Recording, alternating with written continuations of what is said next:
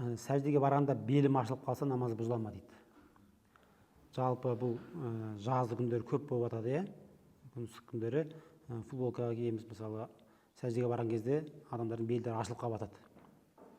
Енді бұл жерде еркектің әуреті болып жатыр ғой. Енді еркектің әуреті кіндіктен төмен басылады, иә. Кіндіктен басталып тізеге дейін деп айтамыз. Яғни кіндік әуретке кірмейді, кіндіктің астынан басталады, тізенің астына дейін әурет болып есептеледі. Бұл жерде енді сол әуреттің әр ағзаның 1/4 ашылған болса, және де бір рүкін бойы тоқтап тұрған болса, еш әурет жабылмай, онда ол намазды бұзады. Яғни әр ағзаның 1/4 деп жатыр. Мысалы, тізе өзі бір ағза, сан өзі бір ағза, жыныс мүшесі өзі бір ағза.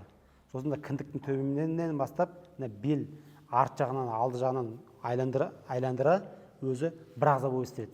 Соның 1/4 ашылып, намазды сәждеде тұрған кезде сәжде бойынша еш жабылмаған болса, онда ол намаз бұзады. Ал 1/4 аз ашылған болса, онда намаз мәкрух болады, намаз бұзбайды. Енді ашылып тұрған сезсеңіз, намазда тұрып, сәждеде тұрған сол көріністе оны лезде жауып тастау керек негізді.